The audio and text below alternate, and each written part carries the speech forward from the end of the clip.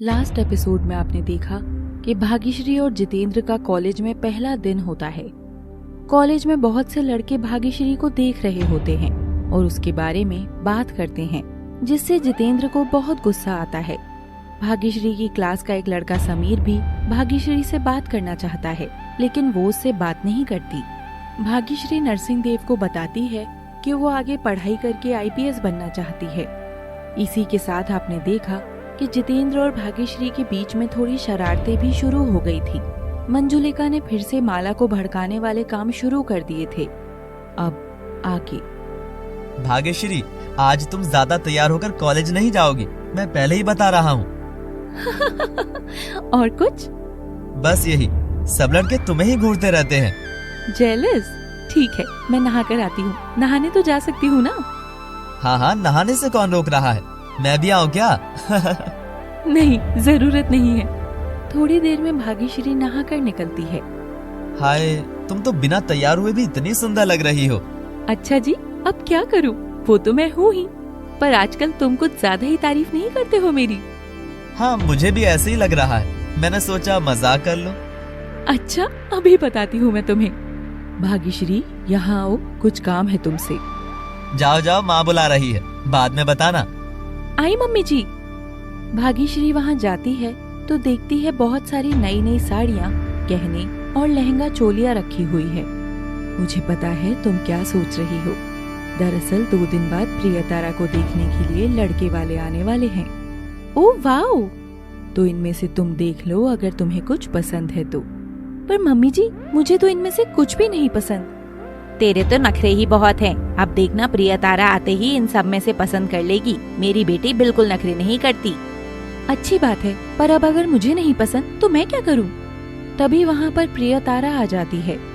क्या मम्मी, ये क्या मंगवाया है? इतने बकवास, एक भी चीज अच्छी नहीं है इनमें से। मैं तो कुछ भी नहीं लेने वाली। देखा मासी माँ, मैंने तो कहा था। तभी वहाँ नरसिंह देव भी आ जाता है। अच्छा, तो तैयारियां अभी से शुरू हो गई हैं। हाँ, 2 दिन ही तो रह गए हैं उन्हें आने में। मंजुलिका जी, लड़का क्या करता है? लड़का दलीप शहर में नौकरी करता है। वो लोग बहुत ही अच्छे लोग हैं। राज करेगी मेरी बेटी। हाँ, वो सब तो ठीक है, लेकिन आपने अच्छे से छानबीन तो कर ली ना उस लड़के की? अरे इतनी क्या जल्दी है, धीरे धीरे सब पता चल जाएगा। और क्या, वैसे भी उनका खानदान ऐसा वैसा नहीं है जो हमसे झूठ बोलेगा। जैसा आपको ठीक लगे। अच्छा दीदी, आपने उस लड़के की उम्र क्या बताई थी? अरे हाँ, मैं भी यही पूछने वाला था। अरे सिर्फ 30 साल का है। मासी माँ, आपको नहीं लगता कि लड़के की उम्र कुछ ज्यादा ही है? हाँ भाई, उम्र तो बहुत ज्यादा है। कोई परेशानी वाली बात नहीं है जीजा जी, सब चलता है। भाग्यश्री, जल्दी आओ, कॉलेज के लिए लेट हो रहे हैं, तैयार हो जाओ। भाग्यश्री कमरे में चली जाती है। थोड़ी देर में जितेंद्र और भाग्यश्री कॉलेज जाने के लिए निकलने लगते हैं। जितेंद्र बेटा, आज कॉलेज से आते हुए तुम दोनों शहर से खरीदारी कर लेना। ठीक है पापा। जितेंद्र, तुम्हें पता है प्रियतारा को देखने के लिए जो लड़का आ रहा है वो 30 साल का है। अच्छा, तो मैं क्या करूं? अरे करना कुछ नहीं है, पर तुम्हें नहीं लगता कुछ ज्यादा ही गैप है? वो मासी माँ है, वो कुछ भी कर सकती हैं। उनके बीच में मैं तो पढ़ने वाला नहीं हूँ, तुम भी इग्नोर करो। हाँ, ये भी सही है। दोनों कॉलेज पहुँच जाते हैं। भाग्यश्री बिंदु के साथ आर्ट्स क्लास में चली जाती है और जितेंद्र अपनी कंप्यूटर क्लास में चला जाता है। ये देख, ये लेटर यहाँ किसने रख दिया? होगा किसी का, छोड़ना। अरे खोलकर तो देखे, इसमें क्या है? तुझे बड़ा इंटरेस्ट है दूसरों की लाइफ में। ओहो, ये तो तेरा कोई आशिक है भाग्यश्री। क्या? दिखा जरा। पर ये है कौन? ये तो मुझे भी समझ में नहीं आ रहा, ये काम किसने किया होगा? ऐसे तो हम किसी पर शक भी नहीं कर सकते। नहीं, कोई बात नहीं, फेंक दे इसे। तभी क्लास में समीर भी आ जाता है। हेलो बिंदु। हेलो भाग्यश्री। हाय समीर, कैसे हो तुम? मैं तो ठीक हूँ। लगता है आपकी फ्रेंड ठीक नहीं है। आज मौन व्रत है क्या इनका? नहीं, बस ये थोड़ी परेशान है। क्यों, ऐसी क्या बात हो गई? ये देखो, भाग्यश्री को किसी ने लेटर दिया है। तो इसमें परेशान होने वाली क्या बात है? फेंक दो बस। हाँ, बस इसी बात से परेशान है ये। चिल भाग्यश्री, कॉलेज में तो ये सब होता ही रहता है। हाँ, वही तो मैं इसे समझाना चाहती हूँ। हाँ ठीक हूँ, कोई दिक्कत नहीं है मुझे। तभी क्लास में लेक्चरर आ जाता है और क्लास शुरू हो जाती है। चल भाग्यश्री कैंटीन चलते हैं, भूख लग रही है। हाँ चल। समीर, क्या तुम भी कैंटीन चलोगे? नहीं, मैं कैंटीन नहीं जाता, मुझे वहाँ जाना पसंद नहीं है। ठीक है, हम जाकर आते हैं। भाग्यश्री और बिंदु कैंटीन में बैठकर कुछ खा रहे हैं। तभी एक लड़का आकर भाग्यश्री के बिल्कुल साथ बैठ जाता है। ये क्या तरीका है? मैंने क्या किया? तुम यहाँ क्यों बैठे हो? क्यों, ये जगह रिजर्व है क्या? इतनी सारी खाली जगह पड़ी है, वहाँ बैठ जाओ। ये स्टूडेंट्स का पब्लिक प्लेस है, कोई भी कहीं भी बैठ सकता है। How nonsense. छोड़ ना भाग्यश्री, चल कहीं और बैठ जाते हैं। हाँ चल। भाग्यश्री और बिंदु फिर किसी और जगह बैठ जाते हैं। वो लड़का दोबारा आकर भाग्यश्री के साथ चेयर पर बैठ जाता है। अब बहुत ज्यादा हो रहा है, तुम्हें समझ में नहीं आता? नहीं, मुझे तो कुछ समझ नहीं आता। अब आया समझ? भाग्यश्री वहाँ से जाने लगती है। हाथ छोड़ो मेरा। तुमने अच्छा नहीं किया। जितेंद्र और उस लड़के के बीच लड़ाई होने लग जाती है। वहाँ बहुत से स्टूडेंट्स इकट्ठे हो जाते हैं और कुछ टीचर्स भी आ जाते हैं। छोड़ो जितेंद्र, जाने दो उसे। जितेंद्र, छोड़ उसे। चलो तुम दोनों प्रिंसिपल ऑफिस में। भाग्यश्री प्रिंसिपल को सारी बात बताती है। तुम एक हफ्ते तक कॉलेज नहीं आओगे। क्यों नहीं आऊंगा? मैंने कॉलेज की फीस दी है। तो तुमने ये सब हरकतें करने के लिए फीस दी है क्या? एक हफ्ते के लिए तुम्हें रेस्टिकेट किया जाता है। तुम दोनों को मैं देख लूंगा। लड़का गुस्से में वहाँ से चला जाता है। बहुत अच्छा हुआ जो इसे सर ने कॉलेज से निकाल दिया। हाँ, ऐसे लड़कों के साथ यही होना चाहिए। हाँ जितेंद्र, मैं कह रही थी आज कॉलेज से जल्दी चलते हैं, हमें शॉपिंग भी तो करनी है। हाँ, मैं भी यही सोच रहा था। चलो चलते हैं। जितेंद्र और भाग्यश्री कॉलेज से शॉपिंग करने के लिए चले जाते हैं। भैया कोई अच्छे अच्छे सूट दिखाइए। अभी दिखाता हूँ मैम। वो ले लो भाग्यश्री। क्या हर वक्त सूट सूट, बोर हो गया हूँ मैं। जीन्स टॉप लेने की बात कह रहे हो तुम? हाँ, जीन्स टॉप भी और फ्रॉक भी। हाँ हाँ ले लेती हूँ, ताकि तुम्हारी माँ मुझे घर से बाहर निकाल दे। अरे तो माँ को थोड़ी ना दिखाने, घर में मत पहनना। तुम मजाक कर रहे हो ना जितेंद्र? बिल्कुल नहीं, प्लीज ट्राई तो करो मेरे लिए। सच में? पक्का? हाँ हाँ बिल्कुल। ठीक है, चलो देखते हैं फिर। भाग्यश्री जीन्स और टॉप ट्राई करने चली जाती है। थोड़ी देर में वो पहनकर बाहर आती है। वाह, तुम तो बहुत ही अच्छी लग रही हो। सच में? वैसे मुझे भी अच्छा लग रहा है। हाँ चलो, आप शॉर्ट्स पहनकर दिखाओ। नहीं नहीं, मैं फ्रॉक नहीं लूंगी। प्लीज मेरी बात मान लो, पहनकर तो दिखाओ। ठीक है, ट्राई करती हूँ। फिर भाग्यश्री फ्रॉक ट्राई करती है। बिल्कुल गुड़िया जैसी लग रही हो, और ये तो तुम्हें लेनी पड़ेगी। अरे तुम्हारी माँ ने देख लिया तो? उस बात की चिंता तुम मत करो, वो नहीं देखेंगी। ठीक है, ले लो। हाँ, अब सूट भी ले लेते हैं। थोड़ी देर में दोनों शॉपिंग करके घर के लिए निकल पड़ते हैं। तो कर आए तुम दोनों शॉपिंग? हाँ माँ, ले लिया जो भी लेना था। अच्छा, तो हमें भी तो दिखाओ। हाँ, अभी फ्रेश होकर आती हूँ, फिर दिखाती हूँ। इसमें दिखाने वाला क्या है? जब पहनेगी तो देख लेना। क्या बात है, बड़ा घमंड है, कपड़े ही तो दिखाने हैं, उसमें भी इतने नखरे। बस आती हूँ मासी माँ, बस 2 मिनट में। फिर भाग्यश्री कैरी बैग लेकर जाने लगती है। तभी अचानक कैरी बैग फट जाता है और उसमें से सारे कपड़े बाहर गिर जाते हैं। उसमें फ्रॉक और जीन्स टॉप देखकर माला देवी और मंजुलिका हैरान हो जाते हैं। हे भगवान, ये सब क्या है? बस अब यही देखना बाकी रह गया था, इतनी बेशर्मी। भाग्यश्री, ये कपड़े तुम्हारे हैं? नहीं मम्मी जी, मेरे नहीं हैं। तेरे ही हैं, तू ही लेकर आई है, तभी तो तेरे हाथ में है। अरे तो कौन सा पहाड़ टूट गया इसमें? जीन्स टॉप और फ्रॉक ही तो है। बेशर्मी की भी कोई हद होती है। जितेंद्र, इतनी छूट दी हुई अच्छी नहीं होती है, मैं तुझे अभी कह रही हूँ। क्या माँ आप बेशर्मी बेशर्मी कर रही हैं? ऐसा क्या है इसमें? राई का पहाड़ मत बनाइए आप दोनों। अच्छा, तो अब इस घर की बहू जीन्स टॉप और फ्रॉक पहनेगी? हाय तौबा। मासी माँ, अभी भाग्यश्री ने आज तक ऐसा कुछ पहना है क्या? नहीं ना? तो अब पहनेगी, बहुत अच्छी लगेगी। इज्जत का कोई ख्याल है या नहीं है? तभी मुझे तुम कपड़े नहीं दिखा रहे थे, है ना? भाग्यश्री, तुम ये सब लेकर अपने कमरे में जाओ, इनसे मैं बात करता हूँ। नहीं जितेंद्र, मैं कमरे में क्यों जाऊँ? मैं सुनना चाहती हूँ कि ये क्या कहते हैं। तो बताइए मासी माँ, मम्मी जी, तुम ये सब कपड़े क्यों लाई हो? तुम भूल गई कि तुम इस घर की बहू हो।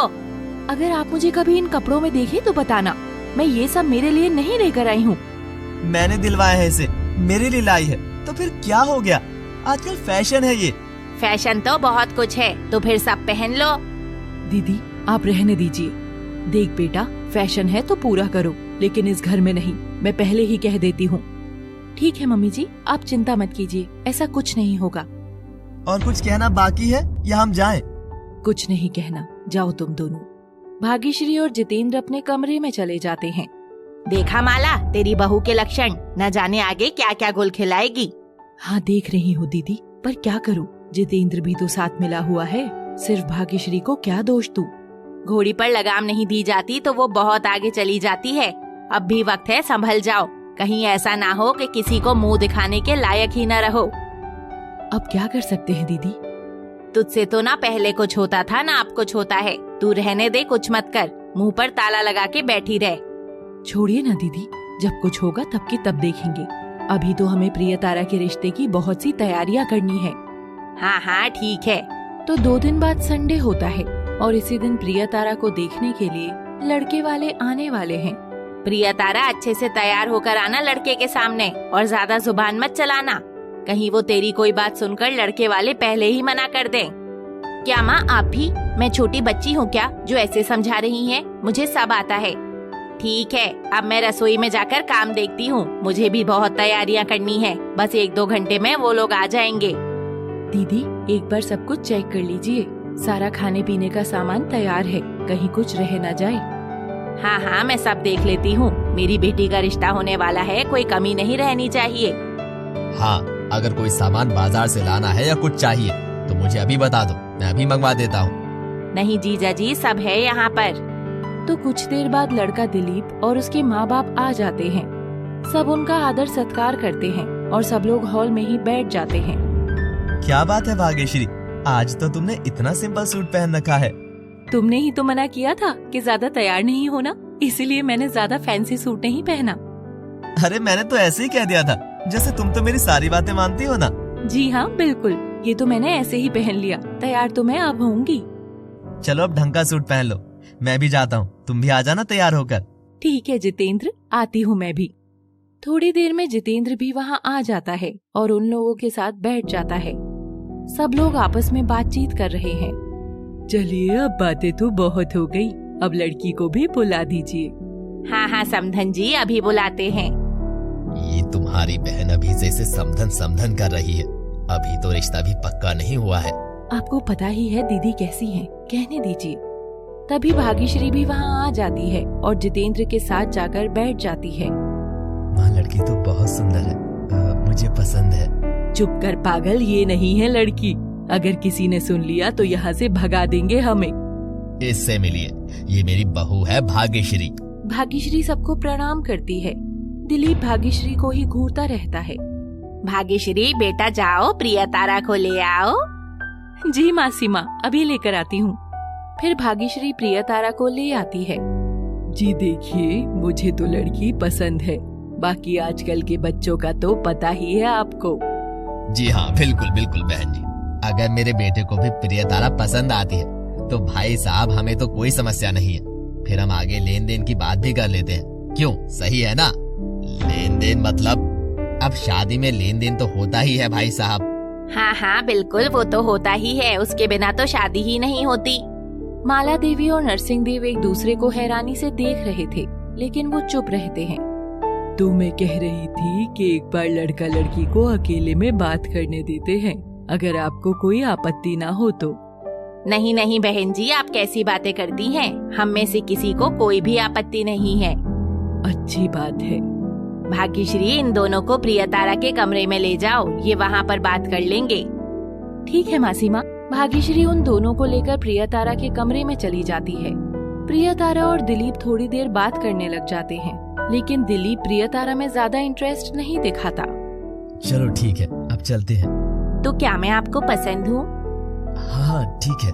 तो दिलीप कमरे से बाहर निकल जाता है।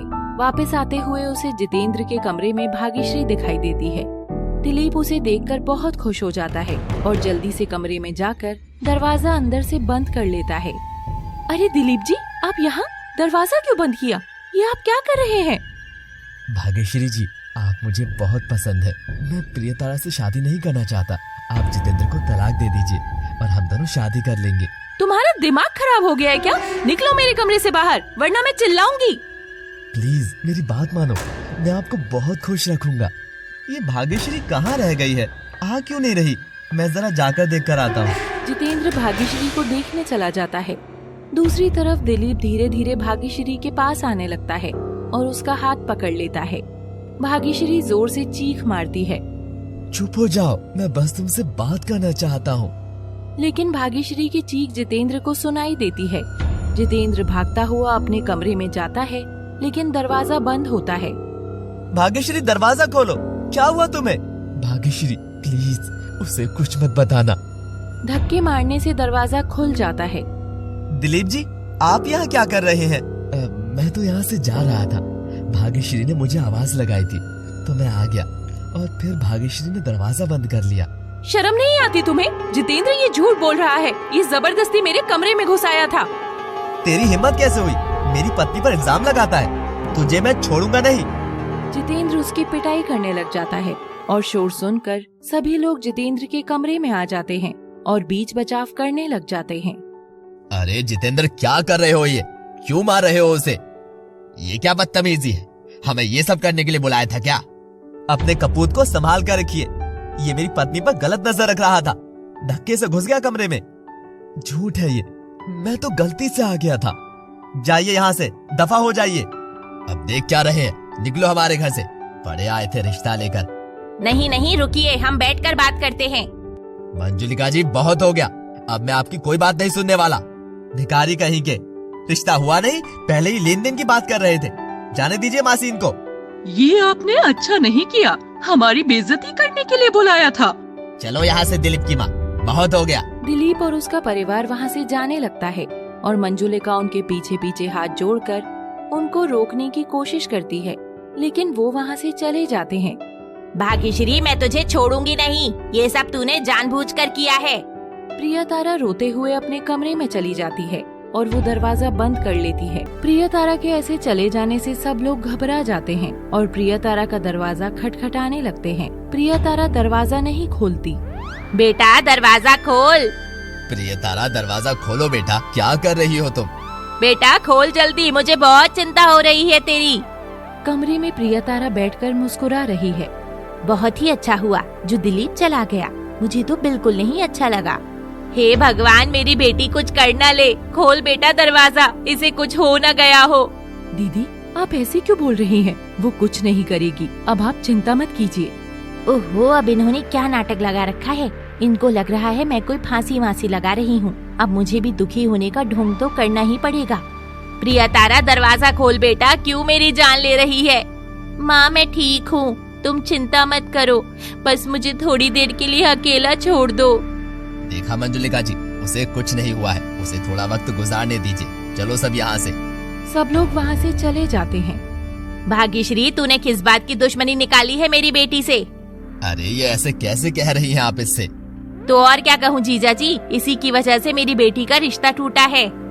बस कीजिए मासी माँ, बहुत हो रहा है। आपको दिखाई नहीं देता कि वो कैसे लोग थे? सब दिखाई दे रहा है मुझे। भाग्यश्री ने ही जानबूझकर कुछ किया होगा। मेरे सब्र का इम्तिहान मत लीजिए। दिलीप भी ऐसा था, आपको तो बस पैसे और नौकरी दिख रही थी। अच्छा है जो प्रियतारा का रिश्ता नहीं हुआ, वरना उसकी तो जिंदगी खराब हो जाती। बुरा मत मानिए दीदी, सच कहूँ तो लड़का मुझे भी कुछ ठीक नहीं लगा। मासी माँ, मैं ऐसा क्यों करूँगी? मुझे इससे क्या मिलेगा? तुझे खुशी मिलेगी जब तू मेरी बेटी की खुशी छीन लेगी। अगर ऐसी बात है तो अगली बार जब कोई रिश्ता आएगा तो मैं वहाँ नहीं आऊंगी, ठीक है?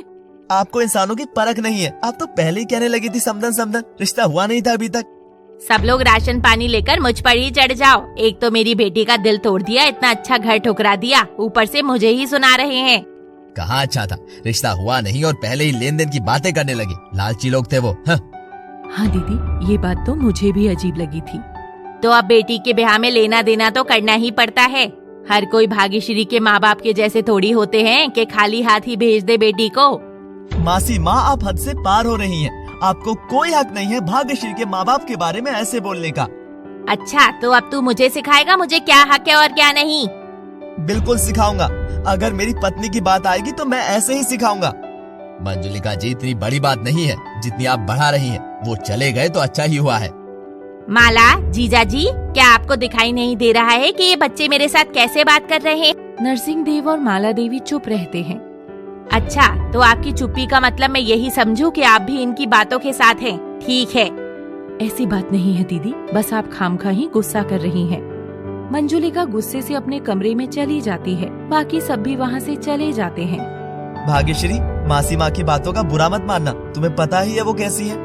मैं क्यों बुरा मानूंगी, मैं तो बचपन से देखती आ रही हूँ उन्हें। हाँ, और आज देखा तुमने कितना प्यार से बोल रही थी ना। हाँ, भाग्यश्री बेटा, जाओ प्रियतारा को ले आओ। मैं तो हैरान ही हो गया कि भाग्यश्री पर मासी माँ को इतना प्यार कैसे आ रहा है। मुझे तो पता ही था कि ऐसे ही करेंगी वो। दिलीप के परिवार वालों को इम्प्रेस जो करना था। दिलीप का तो नाम ही ना लो, उसकी तो मैं जान ले लूं मन करता है। क्यों जितेंद्र, ऐसा भी उस बेचारे ने क्या कर दिया? अच्छा, तुम्हें नहीं पता? नहीं, मुझे तो नहीं पता। अच्छा, अभी बताता हूँ मैं तुम्हें, रुको। जितेंद्र भाग्यश्री के गुदगुदी करने लग जाता है और दोनों एक दूसरे के साथ हंसी मजाक करने लग जाते हैं। सब लोग नाश्ता कर रहे हैं, लेकिन मंजुलिका और प्रियतारा वहाँ पर नहीं होती हैं। तभी मंजुलिका आती है और अपने लिए नाश्ता डालकर ले जाने लगती है। क्या हुआ दीदी, आप यहाँ बैठकर नाश्ता नहीं करेंगी क्या? नहीं, मैं अपने कमरे में ही बैठूंगी। दीदी, आप अभी तक नाराज हैं? बस भी कीजिए मंजुलिका जी, अब तो मान जाइए। मुझे यहाँ कौन मना रहा है? बस मेरा अभी यहाँ बैठने का मन नहीं है। मुझे बर्दाश्त नहीं कि घर के बच्चे मेरी बेइज्जती करें और बाकी बड़े चुप रहें। हाँ, सही बात है मासी माँ, आप अपने कमरे में ही नाश्ता कर लीजिए। जितेंद्र ऐसे नहीं बोलते। मंजुलिका गुस्से में वापस अपने कमरे में नाश्ता लेकर चली जाती है। माला, तुम्हारी बहन को कौन समझाए कि जो हुआ वो सही हुआ। देखिए जी, मैं तो नहीं समझा सकती, करती रहे जो करना है। मासी माँ का गुस्सा 7वें आसमान पर है, जरा बचकर रहना भाग्यश्री।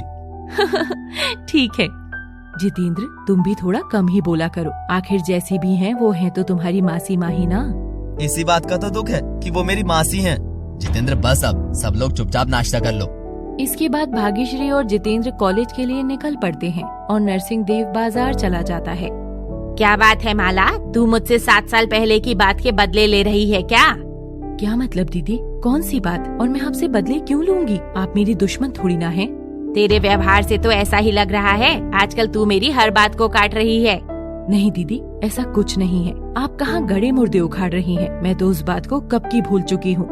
मुझे नहीं लगता कि तू भूली है। अभी तक उस गुड़िया वाली बात को लेकर बैठी है। दीदी, आप गलत फहमी मत रखिए अपने मन में। आप भी थोड़ा सोचिए, दिलीप सच में अच्छा लड़का नहीं था। कमी ही क्या थी? वो तो हम सब ने देखी सिवाय आपके। बाकी प्रियतारा मुझसे ज्यादा आपके करीब है, आप उससे भी पूछ लीजिए। उससे तो मैं बाद में बात करूंगी। मैं तो तुम्हारे व्यवहार की बात कर रही हूँ। तो मेरे व्यवहार में तो कोई कमी नहीं है दीदी, ये तो आपको भी समझना होगा। माला और मंजुलिका के रिश्ते में भी थोड़ी कड़वाहट आ रही थी। दूसरी तरफ जितेंद्र और भाग्यश्री कॉलेज पहुंच चुके थे। हमेशा की तरह भाग्यश्री बिंदु के साथ अपने क्लासरूम में चली जाती है और जितेंद्र अपनी क्लास में। बस आज कोई पंगा ना हो। कैसा पंगा? जब से तू कॉलेज में आई है कुछ न कुछ हो ही रहा है रोज। अच्छा हाँ, देखते हैं, कुछ नहीं होगा आज, रोज रोज थोड़ी होगा। जैसे ही भाग्यश्री क्लास में एंटर करती है, वो ब्लैक बोर्ड को देखकर हैरान हो जाती है। लो, हो गया भाग्यश्री, ये किसने कर दिया? आखिर कौन कर रहा है ये सब? उसी का काम होगा जिसने उस दिन वो लेटर रखा था। मैं इसकी एक फोटो लेकर रख लेती हूँ। अरे पर फोटो का क्या करेगी? होनी चाहिए, राइटिंग के प्रूफ इकट्ठे कर रही हूँ मैं। अच्छा, तू तो बड़ी स्मार्ट है। भाग्यश्री ब्लैक बोर्ड की फोटो ले लेती है। तभी समीर भी वहाँ आ जाता है। समीर, तुम्हें पता है ये सब किसने किया? नहीं, मैं तो अभी कॉलेज में आया हूँ। क्लास में कोई भी नहीं है, किससे पूछूं? यहाँ तो कैमरा भी नहीं लगा हुआ। हम इसका कुछ नहीं कर सकते। मैं जल्दी से ये सब डस्टर से क्लीन कर देती हूँ। तुम चिंता मत करो भाग्यश्री, हम पता लगा लेंगे कि ये सब कौन करता है। ठीक है समीर, लेकिन हम ये सब कैसे पता लगाएंगे? कुछ सोचता हूँ मैं, तुम भी सोचो। तो ऐसे धीरे धीरे भाग्यश्री भी समीर से सही तरीके से बात करने लगी थी। भाग्यश्री, बिंदु और समीर के बीच अब दोस्ती होने लगी थी। सभी क्लासेस के बाद भाग्यश्री जितेंद्र से मिलती है। ये देखो, ये किसने किया है? मैं छोड़ूंगा नहीं। अरे किसे नहीं छोड़ोगे? पता तो लगे किसने किया है। तुम भी ना पहले गुस्सा करने लग जाते हो। कोई तो होगा, अपने कॉलेज का ही होगा, ये बात तो कंफर्म है। हाँ, एक और बात मैं तुम्हें बताना भूल गई। परसों भी क्लास में एक लेटर पढ़ा था जिसमें लिखा था आई लव यू भाग्यश्री। तो इसका मतलब जब से तुम कॉलेज में आई हो तब से तुम पर कोई नजर रख रहा है। हाँ, उसे पता है मैं कहाँ बैठती हूँ, मैं कौन सी क्लास में हूँ। हो सकता है तुम्हारी क्लास का कोई हो। मैं कुछ नहीं कह सकती जितेंद्र, चलो अभी तो फिलहाल घर चलते हैं, मेरी तो सारी क्लासेस खत्म हो गई हैं। हाँ मेरी भी हो गई, चलो चलते हैं। जितेंद्र और भाग्यश्री पार्क में जाते हैं तो वहाँ कार पर एक बुके पड़ा होता है। अब ये बुके किसने रख दिया? लगता है तुम्हारी किसी फॉलोअर ने रखा है। हाँ और कुछ, मुझे यहाँ कौन पसंद करेगा। जितेंद्र बुके उठाता है, उसमें एक छोटा सा कार्ड होता है जिस पर लिखा होता है for you Bhagyashree. Who the hell is he? क्या हुआ जितेंद्र? ये भी तुम्हारे लिए ही था, मुझसे अब सहन नहीं हो रहा। तभी वहाँ पार्किंग में कोई लड़का खड़े होकर जोर जोर से हंस रहा था। जितेंद्र को उस पर शक होता है। मुझे उस लड़के पर शक हो रहा है, देखो वो हंस रहा है। जितेंद्र वो एक चाय वाला है, वो ऐसा काम नहीं करेगा। नहीं, वो अभी भी हंस रहा है, मैं भी आता हूँ। नहीं रुको जितेंद्र, वो नहीं हो सकता। जितेंद्र नहीं रुकता, वो गुस्से में उसके पास जाने लगता है और लड़का वहाँ से तेज तेज भागने लगता है और वहाँ से चला जाता है। जितेंद्र भी उसका पीछा करता है। जितेंद्र काफी दूर तक उसके पीछे भागता है और आखिरकार जितेंद्र उसे पकड़ ही लेता है। कौन है तू? साहब मुझे क्यों पकड़ रहे? मैं तो एक चाय वाला हूँ। तुमने ही वहाँ पर वो बुके रखा था ना? नहीं साहब, मैंने कुछ नहीं रखा। तो रुक, अभी मैं पुलिस को फोन करता हूँ, तभी मुंह खोलेगा ना तू। नहीं साहब, सुनिए तो, मैं बता रहा हूँ, पुलिस को मत बुलाइए। जल्दी बोल। वो बुके तो मैंने ही रखा था, मुझे तो किसी ने वो बुके रखने के लिए कहा था, तो मैंने रख दिया।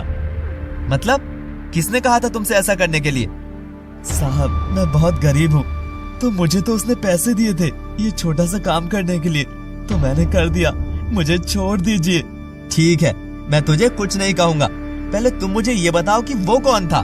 मैं नहीं जानता साहब, मोटरसाइकिल पर एक लड़का आया था और बुके के साथ 100 रुपए देकर चला गया और बोला कि उस कार पे रख दे। मैं तुझे 500 रुपए देता हूँ, तू मुझे बता कि तू उस लड़के को जानता है, उसे पहले कभी देखा है? साहब यहाँ तो बहुत से लोग आते जाते रहते हैं, मैंने इतना ध्यान भी नहीं दिया, चेहरा दिखा नहीं उसका, उसने मास्क जो पहना हुआ था। ठीक है, अगली बार आए तो मुझे बताना, मैं तुझे और पैसे दूंगा। जरूर साहब, जरूर बताऊंगा आपको। ठीक है, अब तू जा। जितेंद्र वापस आने लग जाता है। भाग्यश्री उसे रास्ते में ही मिल जाती है। अरे भाग्यश्री, तुम यहाँ रास्ते में क्या कर रही हो? तो मैं क्या करती, तुम अचानक से भाग गए, मैं डर गई थी तो मैं भी पीछे आने लग गई। अरे डरने वाली क्या बात है इसमें? क्या हुआ, कुछ पता लगा? हाँ कुछ तो पता लगा ही है, पर ये वो लड़का नहीं है। मैंने तो तुमसे पहले ही कहा था कि ये बेचारा तो कोई वर्कर लग रहा है, ये ऐसा काम नहीं करेगा। कोई बेचारा नहीं है भाग्यश्री, ये काम तो इसी ने किया है, पर ये काम इसका नहीं है, किसी और का है। क्या मतलब जितेंद्र? मतलब ये कि एक लड़के ने उसे मेरी कार पर ये बुके रखने के लिए पैसे दिए थे। तो तुम उससे पूछ लेते कि वो लड़का कौन था, इस कॉलेज का था या नहीं। भाग्यश्री तुम्हें क्या लगता है मैंने उससे पूछा नहीं होगा? तुम भी ना बच्चों जैसी बातें करती हो। अच्छा तो गुस्सा क्यों कर रहे हो? मैं परेशान हो गया हूँ, मुझे गुस्सा आ रहा है, इससे अच्छा है कि तुम कॉलेज में मत आया करो। जितेंद्र ऐसे क्यों कह रहे हो? यूँ तो मैं जिंदगी में कुछ कर ही नहीं पाऊंगी, मुझे कहाँ कहाँ जाने से मना करोगे? ठीक है तुम्हारी बात भी, इसका भी कोई हल निकालेंगे। हाँ तो फिर उस लड़के ने और क्या बताया? बस उसको मैंने कह दिया कि अगली बार वो लड़का कभी आता है तो मुझे बता देगा। सारा मूड खराब कर दिया। चलो छोड़ो ना जितेंद्र, रिलैक्स हो जाओ, चलो घर चलते हैं, रास्ते में मुझे आइसक्रीम भी खिलाना, ठीक है ना? यहाँ मैं परेशान हूँ और तुम्हें आइसक्रीम खाने की पड़ी है। हाँ तो अब क्या खाना पीना छोड़ दूं क्या? प्लीज ना जितेंद्र। ठीक है, अब तुम्हारी बात तो माननी ही पड़ेगी, चाहे मेरा मन हो या ना। इसके बाद जितेंद्र और भाग्यश्री निकल पड़ते हैं। रास्ते में दोनों आइसक्रीम खाने लगते हैं। देखो तो कैसे आइसक्रीम खा रही हो, भुक्कड़ कहेगी। हाँ तुम्हें पता है ना आइसक्रीम मेरी फेवरेट है, अब नजर मत लगाओ। आइसक्रीम खाते वक्त थोड़ी सी आइसक्रीम भाग्यश्री के होठों से बाहर लग जाती है। देखो तो पूरा मुंह भर लिया है। कहाँ भरा? यहाँ से। भाग्यश्री शर्माते हुए वहाँ से थोड़ा साइड हो जाती है। कब तक भागोगी भाग्यश्री? पता नहीं, अब घर चले। फिर दोनों घर पहुँच जाते हैं। घर पर भी काफी शांति होती है क्योंकि मंजुलिका और माला देवी के बीच में भी कोई बातचीत नहीं हो रही थी। आज तो तुम दोनों लेट हो गए। हाँ मम्मी, थोड़ा काम हो गया था। अच्छा, खाना तैयार है, तुम खा लो, मैं अब अपने कमरे में आराम करने जा रही हूँ। ठीक है मम्मी जी, मैं बर्तन धो दूंगी। माला देवी वहाँ से चली जाती हैं। भाग्यश्री तुम्हें क्या लगता है कि कॉलेज में ये सब कौन कर रहा होगा? अब जितेंद्र, मैं भी कॉलेज में अभी किसी को नहीं जानती हूँ, ऐसे में किस पर शक करूँ? हाँ, लेकिन जब तक मुझे उस लड़के का पता नहीं लगता तब तक मैं चैन से नहीं रहूंगा। मुझे भी तो परेशानी हो रही है। उस दिन भी लेटर मिल गया, आज भी बुके मिल गया, पता नहीं कौन है। तभी अचानक से जितेंद्र की नजर माला देवी पर पड़ती है। माला देवी उनकी सारी बात सुन लेती हैं। भाग्यश्री भी घबरा जाती है। मम्मी आप? मैं तो पानी लेने आई थी, पर मुझे क्या पता था कि ये सब कारनामे हो रहे हैं कॉलेज में। अब मैं क्या कहूँ आपसे? मम्मी जी, जैसा आप समझ रही हैं वैसा कुछ नहीं है, हम इसका हल निकाल लेंगे। मैं तो शुरू से ही खिलाफ थी, लड़कियों को पढ़ने के लिए भेजना ही नहीं चाहिए। मम्मी ऐसी बात नहीं है, अगर ऐसा सोचेंगे तो कोई भी लड़की कभी अपनी जिंदगी में तरक्की नहीं कर सकती। बस घर पर रहकर रोटी बनाएगी, बर्तन धोएगी। हाँ मम्मी जी, आप चिंता मत कीजिए, जितेंद्र मेरे साथ हैं, ऐसी डरने वाली कोई बात नहीं है। अब तुम दोनों के बीच में मैं क्या बोलूं? अब तुम बच्चे नहीं रहे, लेकिन जितेंद्र, मैं फिर भी कह देती हूँ, अभी तो बस शुरुआत हुई है। मम्मी, हम ध्यान रखेंगे। अब बस यही बाकी रह गया था। हमारे घर की बहू को बाहर के लड़के लेटर दे रहे हैं, फूल दे रहे हैं। तभी वहाँ मंजुलिका भी आ जाती है। वाह वाह वाह वाह, और क्या क्या गुल खिलाए जा रहे हैं। मासी माँ, आप तो नाराज थी ना हम सबसे, बात नहीं कर रही थी, अब बोल रही हैं आप। बात मत बदल, तू तो यही चाहता है कि मैं कभी ना बोलूं, पर मैं इस घर को और यहाँ के लोगों को अपना समझती हूँ, इसलिए मैं तो बोलूंगी। हाँ दीदी, ये आपका ही घर है, आपका भी उतना हक है जितना हम सबका। तभी तो कह रही हूँ, अब और क्या क्या देखना बाकी है। कभी फ्रॉक, कभी जीन्स, और अब ये काम भी हो रहे हैं कॉलेज में जा जाकर। यही तो मैं कह रही हूँ दीदी। आप दोनों फिर से शुरू हो गई।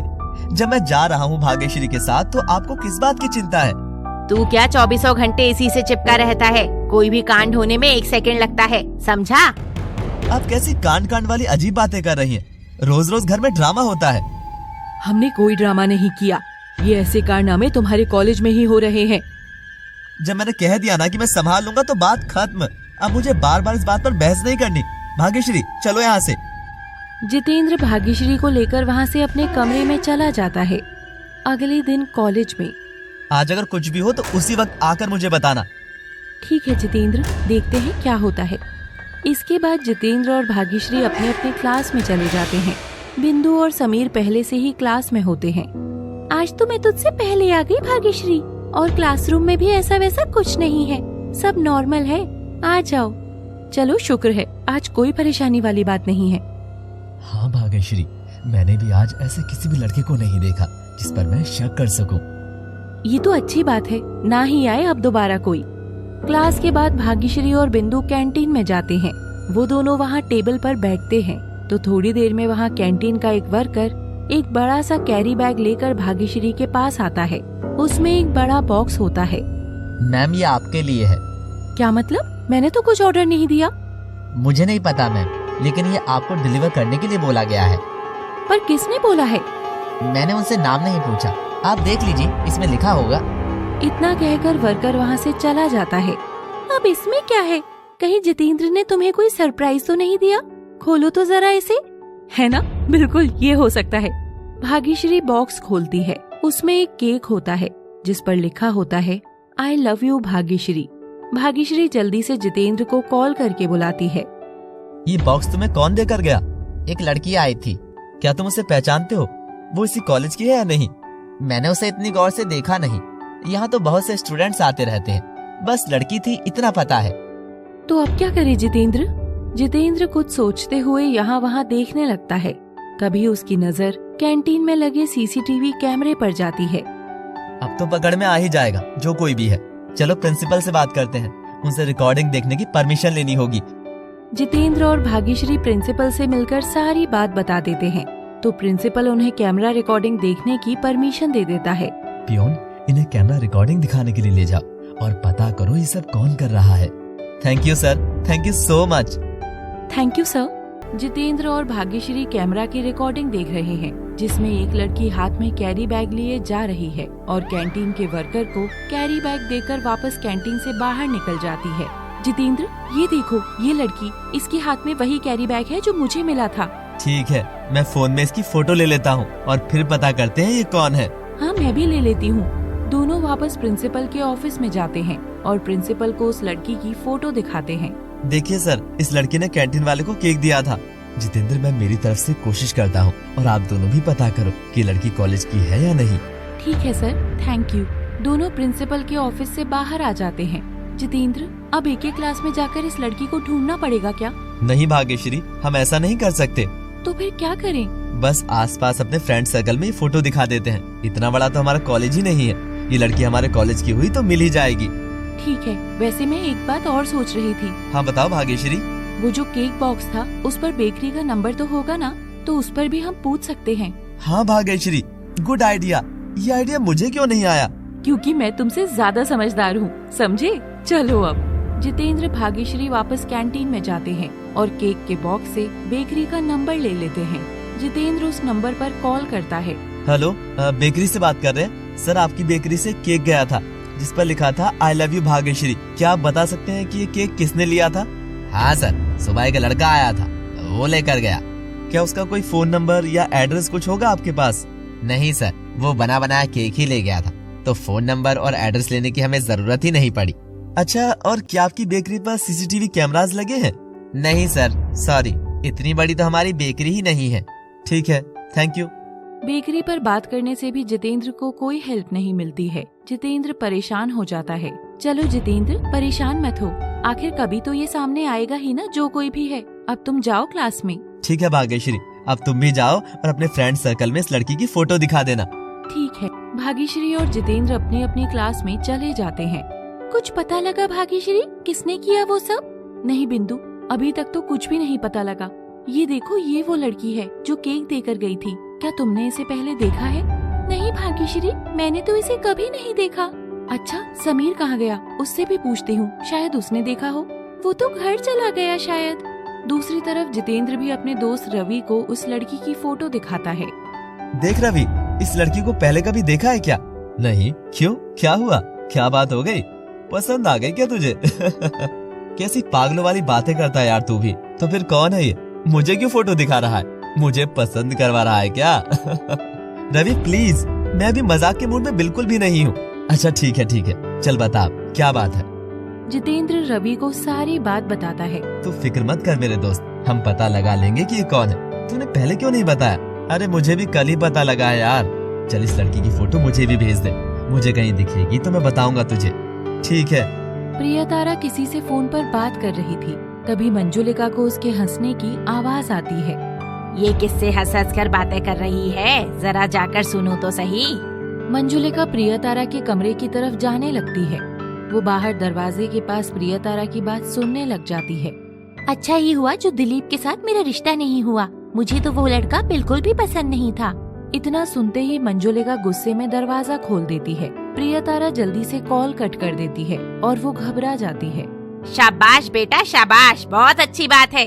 मम्मी वो मैं। मंजुलिका प्रियतारा को कंधे से पकड़कर हिलाने लग जाती है। क्यों किया तूने ऐसा, बता। मैंने कुछ नहीं किया है, मैंने उसे नहीं भगाया। उसकी हरकतों की वजह से उसकी पिटाई हुई तो मुझे बहुत अच्छा लगा। अगर तुझे लड़का पसंद ही नहीं था तो पहले ही बोल देती, मैं बुलाती ही ना उनको घर पर। तो आपने मुझे कौन सा दिखाया था लड़का? कैसे बोल देती मैं बिना देखे? देखने के बाद ही तो बोलूंगी। और मैं ऐसे ही भाग्यश्री को दोष दे रही थी, तो मैंने थोड़ी ही ना कहा था आपको उसको दोष देने के लिए। तो फिर कमरा बंद करके नाटक क्यों कर रही थी? वो तो मैं ऐसे ही कर रही थी, आपसे ही सीखा है मम्मी। मंजुलिका प्रियतारा का कान पकड़कर खींचती है। जुबान तो तेरी बहुत तेज चलती है। और बात किससे कर रही थी तू? मैं अपनी एक सहेली से बात कर रही थी। अगर घर में किसी को ये पता लग गया ना कि तुझे लड़का पसंद ही नहीं था तो सारा दोष तेरे ऊपर आ जाएगा। दूसरी तरफ जितेंद्र और भाग्यश्री घर आ रहे होते हैं। तभी उनकी कार एक ट्रैफिक में रुक जाती है। तभी वहाँ सड़क पर एक छोटा बच्चा फूल बेचने आता है। भैया फूल ले लो ना प्लीज। भाग्यश्री, तुम्हें फूल चाहिए क्या? लड़की को ऐसे पूछकर फूल देते हैं क्या? जाओ जितेंद्र, तुम भी ना, कुछ नहीं होता तुमसे। अरे मजाक कर रहा हूँ, ले लो ना भैया। हाँ एक फूल दे। जितेंद्र उससे फूल लेकर भाग्यश्री को दे देता है। ये तुम मुझे प्रपोज कर रहे हो क्या? मुझे तुम्हें प्रपोज क्यों करना है? पकड़ो इसे, बस रख लो। क्या जितेंद्र, बिल्कुल भी रोमांटिक नहीं हो तुम। ऐसे गूंगे बनकर फूल दे दिया बस। अब क्या करें, बचपन में शादी हो गई थी, कुछ सीखा ही नहीं। थोड़ी देर में दोनों घर पहुंच जाते हैं। तभी जितेंद्र का फोन बजता है। भाग्यश्री तुम चलो अंदर, मैं बात करके आता हूँ। भाग्यश्री अंदर आती है। उसके हाथ में फूल देखकर माला देवी और मंजुलिका परेशान हो जाती हैं। देख तो माला, इसकी शर्म तो निकली हुई है, आज तो फूल हाथ में लिए ही आई है। वाह बेटा वाह, बस यही कमी रह गई थी, अब सरेआम हो रहा है ये सब। लो, अब मैंने क्या कर दिया मम्मी जी? क्या क्या सरेआम हो रहा है? तुम्हें पहले कॉलेज में फूल मिलते थे और अब तुम ये सब घर भी लाने लग गई हो। अच्छा ये? हाँ मम्मी जी, आज मुझे फूल मिला, मैंने सोचा आपको दिखा दूं। देख माला, कैसे इसकी जुबान चल रही है। मैं तो मजाक कर रही हूँ मासी माँ, आप क्यों हर वक्त ऐसे गुस्से में रहती हैं? कभी तो मुझसे अच्छे से बात कर लिया करो। तुम घर में लोगों के दिए हुए फूल लेकर आ रही हो और हम तुमसे अच्छे से बात करें क्या? तभी जितेंद्र अंदर आ जाता है। क्या मम्मी, क्या मासी, मैं तो परेशान हो गया हूँ, मैंने दिए हैं इसे ये फूल। अच्छा तो बेटा, मुझे क्या पता था। आप दोनों नॉर्मल नहीं रह सकती क्या? पागल खाना बना रखा है घर को, मेरा तो घर आने का मन ही नहीं करता। छोड़ो ना जितेंद्र, हम मजाक कर रहे थे, ऐसी भी कोई बड़ी बात नहीं है ना मम्मी जी? चलो खाना खा लो दोनों। मुझे नहीं खाना, मैं जा रहा हूँ कमरे में। अरे रुको तो, ऐसे मत करो, खाना तो खा लो। जितेंद्र अपने कमरे में चला जाता है। देखा भाग्यश्री, तेरी वजह से लड़का भूखा ही चला गया। मेरी वजह से नहीं गया है जितेंद्र, आपकी वजह से गया है, बल्कि मैं तो बात को छुपा रही थी। चलो तुम उसके लिए खाना ले जाओ, कमरे में खा लेगा वो। ठीक है मम्मी जी। भाग्यश्री जितेंद्र के लिए खाना लेकर कमरे में चली जाती है। आ गई तुम, यही तो मैं चाहता था। अच्छा, नाटक कर रहे थे तुम ना खाने का? और क्या, तो मैंने सोचा तुम्हें कमरे में बुलाने के लिए कोई तो नाटक करना ही पड़ेगा, ऐसे तो तुम आती ही नहीं हो मेरे पास। 24 घंटे तो तुम्हारे पास रहती हूँ, और अब क्या गोद ले लूं तुम्हें? बस मेरा मन था आज तुम्हारे हाथ से खाना खाने का, खिला दो ना प्लीज। हाँ हाँ क्यों नहीं, अभी खिलाती हूँ, मुँह खोलो। भाग्यश्री उसके मुंह की तरफ निवाला डालने वाली होती है और तभी खुद के मुंह में डाल लेती है। कैसा लगा? टेस्टी है ना? बस अब मैं खाना ही नहीं खाऊंगा। अच्छा सॉरी, खिला रही हूँ। अब ठीक है? कैसा है खाना? खाने का तो पता नहीं, पर तुम्हारे हाथ का टेस्ट बहुत अच्छा है। बस अब बस भी करो, बिना बोले खाना खा लो। अब देख लो, शर्मा रही हो, ऐसे बोलती हो कि मैं रोमांस नहीं करता, जब करता हूँ तो तुम ऐसे करती हो। खाते वक्त बोलते नहीं है जितेंद्र। भाग्यश्री जितेंद्र को अपने हाथों से खाना खिला देती है।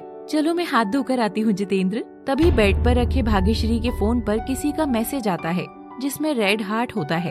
ये भाग्यश्री को हार्ट किसने भेजा है? जितेंद्र परेशान हो जाता है, आखिर भाग्यश्री को वो मैसेज किसने किया था और इससे जितेंद्र और भाग्यश्री के रिश्ते पर क्या प्रभाव पड़ने वाला है। इनकी जिंदगी में आने वाले बदलाव देखने के लिए बने रहिए हमारे साथ बाल विवाह के अगले एपिसोड तक। Thanks for watching.